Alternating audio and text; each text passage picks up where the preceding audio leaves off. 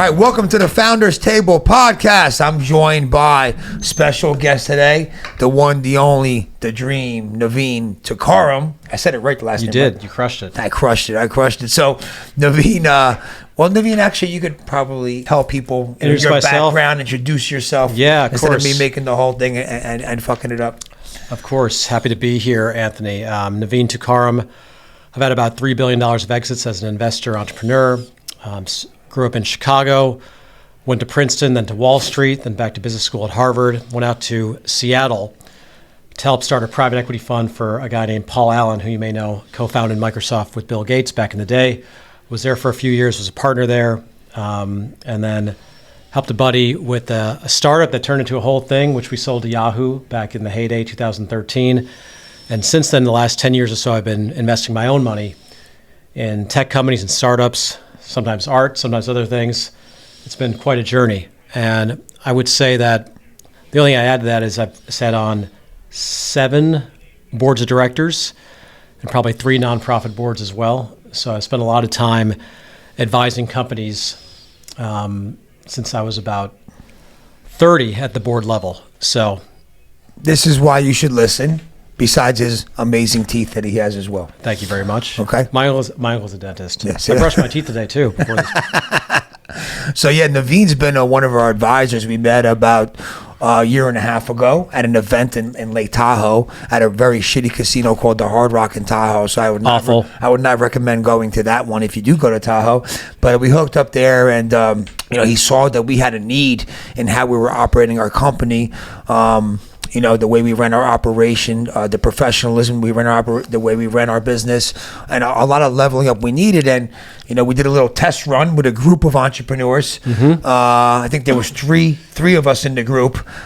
One who was exiled shortly thereafter. No comment. So it ended up being just us and our good friend Chris, and we did doing this group coaching. And a lot of it is not just business coaching, but a lot of grounding, a lot of mindset expansion, meditation, breath work, practicing gratitude, discipline, routines. And then, after a couple months of doing that, we actually brought, and I was trying to induce this stuff into my office anyway. We have like 90 employees here. And then kind of bringing Navin in on that too, and just offering a little bit of what he does to the entire office, doing monthly Zooms, him coming here, and just trying to get everybody. I mean, for us, it's like, even if we get 5% of people that actually buy into it and do it, that's a win, because we know we're not going to get 100% buy-in. So, but little by little, people, we've incorporated it every day. We do our 1 breath meditation almost every day to start the day. We have our accountability chat. People post what they're doing to improve themselves every day. Water or prayer, meditation, workout. And some days you have 20 people in there. Some day it's 5. But hey, it's just, but I'm in there every fucking day. Because I, lead by example. I've always been that way. That's why I have such a tough time letting go or not being here. Even though I get advice from peers that saying, dude, for you to level up, you got to take a free day. Just take a Friday and don't do anything. I'm like, it's so hard for me to do that. I'm such a lead by example guy. I'm here every day. I'm one of the first ones here. I'm here early. I like for my guys to see that I'm in the fucking trenches with them. You know what I mean? But absolutely. I think it's powerful. And I think for the other groups we're in too, for guys that have, sold billion-dollar companies or run billion-dollar hedge funds, they're super impressed with your daily discipline. Yeah. Because you have to stack that. If you want to improve, you got to start small. Obviously, you've been doing it for a long time. So you have a long morning routine with the workout, with the meditation, affirmations, the water, all the stuff. But if you're listening and you don't have something in the morning that you do every day, I recommend something I call the 5-5-5 morning routine, which basically I made up, which is 5 steps, only 5 minutes, 5 days a week. You should do it 7 days a week, but 5-5-5 sounded better. And then you get an out if you miss a day. Yeah, a big shift for me when you invited me to another group we're a part of, right? Very, very high level guys, financially way above what I've accomplished. And he invited me to this group of guys, and I was so honored. And I was just like, man, I'm like, look, and I said, look, are you sure, it's cool for me to go? I know some of these guys are worth X and X and X. And he said to me something, he said, dude, you'd be surprised. You have a lot more than some of these people have. Because like naturally you think financially, you know what I mean? But that's not everything at all, actually, you know? And then when I went and we met the group of guys, you know, I understood, you know, that things that I was lacking, things that they were lacking, whatever, you know what I mean? It was just like, it was an even playing field anyway.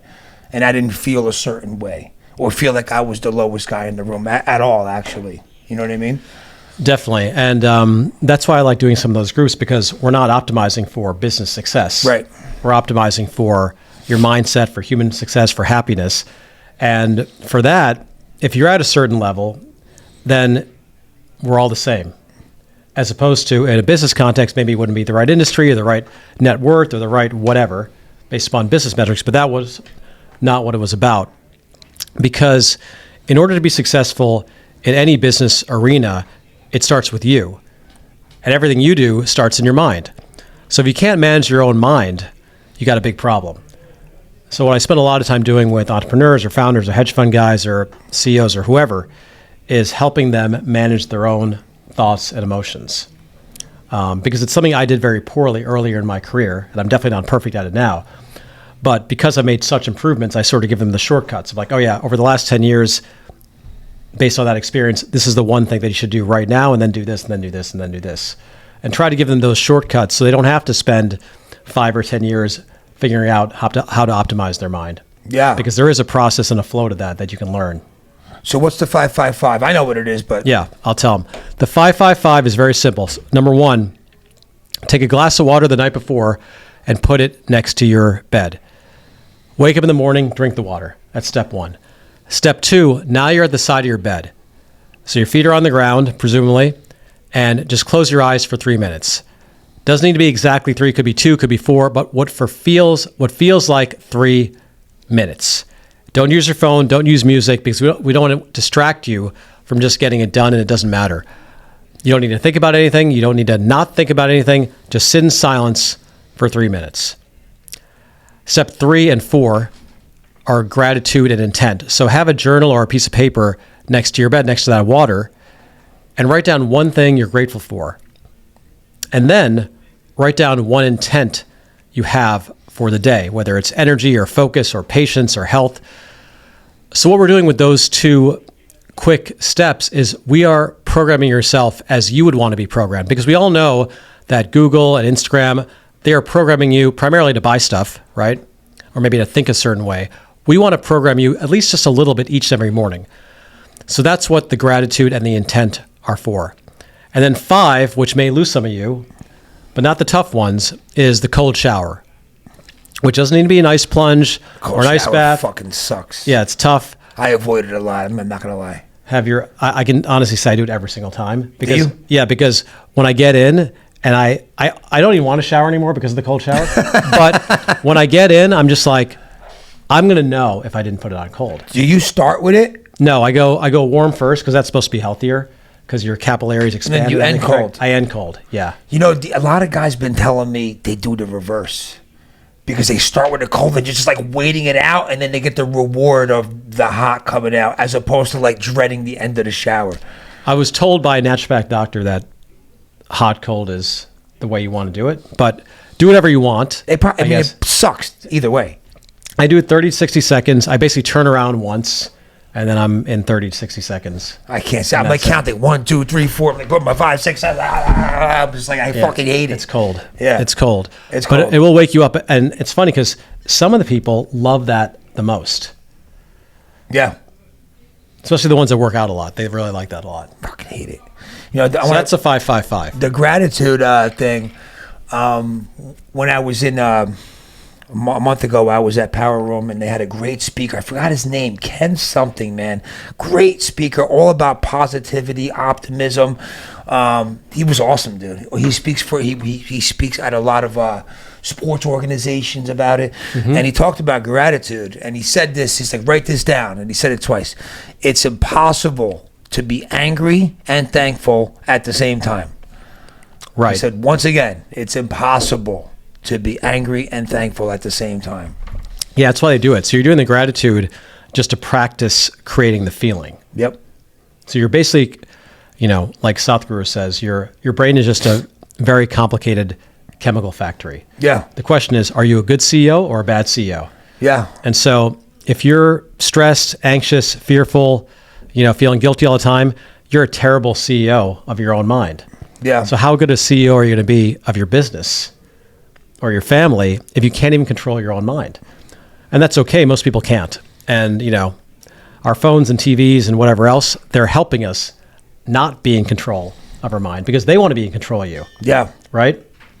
So if you're not doing anything, you need to take back at least control of your own thoughts and emotions. Otherwise, For sure. What do you got? Yeah. You got nothing. So how I was, and it's funny, as you go on, you start to make tweaks and you find more efficient ways to getting it done, Mm-hmm. So what I was doing for like years, because I was always going to the gym by myself, drive to the gym, get in the treadmill, and on those 10 minutes, I would bust open my phone and write in my journal app. That's where I did my journal, my gratitude, my affirmations in there. And then Nick started joining me at the gym. And when Nick meet me at the gym or on the treadmill, we start talking immediately. So I was like, all right, when am I going to get this done now? So then I was like, wait a minute, on the drive to the gym, which is 10 minutes, I could do it then. So I started doing the text to whatever it's called, like you talking to the phone. What's that called? Text to speech? Yeah, text to speech. I started doing speech to text? Yeah, speech to text. So I started doing it like that. And then I found that I wrote some, or whatever, I speeched so much more than I would writing. Right. Because it comes out so much faster.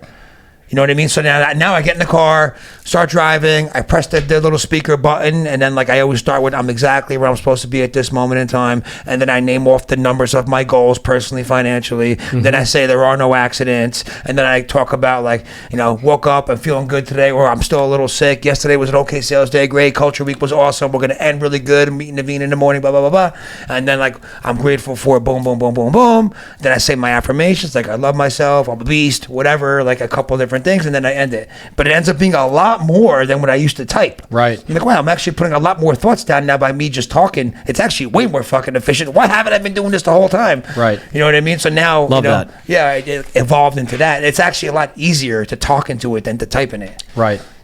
Nice. So now it's getting done even better. It's like whatever works. Yeah. And then when you get that first 5-minute or 10-minute morning routine done, you can stack things on top of it. Yeah. Mine's about an hour, maybe 45 minutes. I do what I just told you guys with the 5-5-5, and I do a full yoga, stretches, breath work, meditation, soul sequence, and then usually bulletproof coffee or a protein shake in the morning. Maybe a little extra meditation. Sunlight in the eyes lately. Yeah, that I haven't been able to do. Everybody's talking about just when you get out of the gym, just sit there for like it's fucking 90 dark. seconds. It's dark out still when I get out. 5:30? I'm out at 5:45. It's still dark out. Because I wake up at 3:45. You got to take a 3-minute walk at 6:30. My wife thinks I'm so crazy because I do the 32 ounces of water to start the day. I know, it's a lot of water. And she hears me like 4 a.m, She's just like, she tells all her friends I'm insane. I love it. So what do these guys and girls need to know? Well, I mean, I think that was really cool yesterday what we did. I mean, Navin brought a friend over here from Sweden. Yeah, David was the first mobile product manager at Spotify. I'm not even sure if they had real titles back then. He was reporting to the founders and built their first iPad and all the other mobile apps from zero. Yeah. I think he left when they had like 50 or 100 million users. It was like, and like super impactful for me because I was a Spotify early adopter. Me too. In 2009, I think. Because like I was always like into I was a club kid growing up, and I like this kind of techno and club music where that's not easy to find.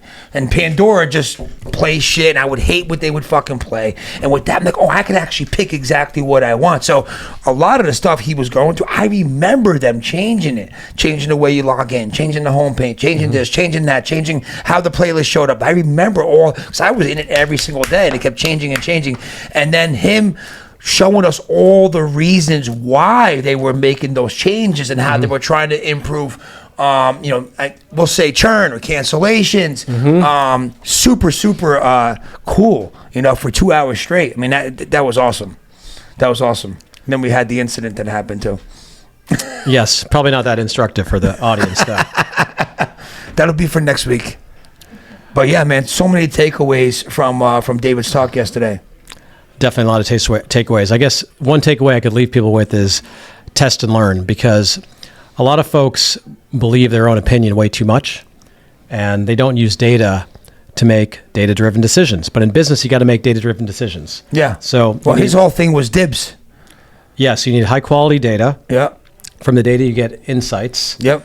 From the insights, you develop your own beliefs about what is happening with your business and what could happen if you made a change. And then you make a bet. And it's called a bet because you don't actually know if it's going to be true or not, because it's simply a test, right? And so with that framework, they're able to constantly iterate and improve their product. And essentially you test with a small portion of your audience or your customers and see how it works relative to how it was before. And if it works better and you're happy with the results, then maybe you make those changes wider and wider and wider until it's through the whole product set. And if the test fails, then it just fails. And you know one thing that didn't work and you try something new. Yeah. And it's like, and this all circles back to relationships, right? Relationship with you bring David. I mean, we were just in the conference room with our customer success team and my partner, and we have our own cancellation churn problem. Like, right. Well, we got the guy who fucking created the Spotify mobile app in the other room. Why don't we bring him in here and see what he has to say about it? You know what I mean? And he came in, David, this was literally right before our call, right before the podcast right now, and he listened to us and gave us some advice. I mean, just being able to even access a brain like that, most people don't have access like that, and that has to do with your peer group, masterminding with leaders, one of the 5 things that leaders do. You know, and just, you know, that's how you get your answers a lot faster. Just like picking Stewart's brain, Wilson's brain, your brain, David's brain. I mean, that's why you have to mastermind with other leaders and join groups and build relationships. Yeah, and always be up-leveling your network, at least your inner circle, because people get comfortable at a certain level, and often they will want to have someone around that's maybe 2 levels above them. Of course. Right? But you got to keep stretching. You got to keep stretching and up-leveling that network. That's right. That's right. So, we have any final good words of wisdom for the group? I do. I would say if there's one thing I can tell the group, given I don't know who's on the other side of that camera, is it's millions watching millions around the of world. people watching, is focus on one thing.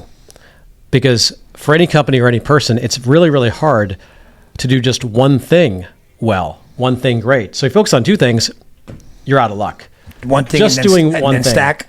And then stack, yeah. But that one thing, to master that one thing, can take quite a long time. But the good news is that if you are able to master one thing, you actually learn 2 things. One is you learn how to do that one thing well, whether it's a sport, whether it's your certain business. But you also learn the process of mastery. So once you learn the process of mastery, you can do it on the second and third thing much, much faster. But if you've never mastered one thing at all, then how do you expect to master the second and third if you're focused on too many things? There you go. The Dream, Navin, closing it out. Good to be here. Closing out Culture Week. Love you, brother. Appreciate you. Thanks for having me. We'll see you next week on the Founders Table.